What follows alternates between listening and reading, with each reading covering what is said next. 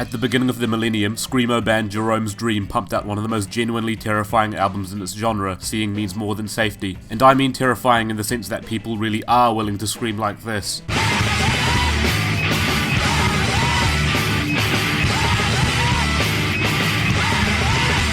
It isn't even recorded via microphone, you just hear Bossman popping off in the background screaming spontaneously like a tumour from the Big Les show, so frantically scrambling to make their point that they forgot to put an apostrophe in their name. 18 years since their dissolve, and they still haven't corrected it, despite the fact that it's a glaring punctuational error pimpling on the complexion of a band's long-lasting reputation. But after this comeback album, it's the least of their worries. Either the decision to call this LP LP was a bit too smug, or it is what represents a fresh new slate for the band. It turns out that their frontman wasn't able to scream as intensely as he did back then, so instead he opts for more straightforward yelling. But deadpan. What results is the sound of predictive text sentences being shouted through a megaphone, cathartic in the same way a burning log is. It's settled but potent, and I think this is only okay up until the question pops halfway through track 4, how deadpan is too deadpan, because no matter how meaty these 90s alt-rock riffs sound during the first few songs, they seem to shrivel up in tandem with these vocals, which variate like an unplugged heartbeat monitor and yell like a socially awkward picketer. I promise that it sounded quite good at the beginning. I know it's a severe step down from what we knew Jeromes Dream for, but if this was going to be the reunion jam, then fair enough. I'll judge it on its own terms in the hopes that it'll be a decent, cold, steel-faced post-hardcore album, and the first few tracks have strong guitar melodies that bleed through. I think it had potential. The fire just went out. There's no heat. It was doused with milk. The closing track has an honest poke at trying to build anticipation for a cathartic second half with a discreet first half, which is inherently flawed because, like, what are we supposed to be anticipating? The same repetitious riffage that we've been hearing for the past 25 minutes that sounds muffled by several piles of shredded cabbage? No, thank you. It's amazing that this new LP is missing just about everything that made even their leftover instrumental tracks a battering thrill to listen to. The sort of thing that budding young music critics would use the word angular to describe. There was even a bit of swagger. This is stiff, a 4 out of 10, with the slimy texture of overcooked okra and the sound of crowdfunding restlessly rolling around in bed at 3 in the morning.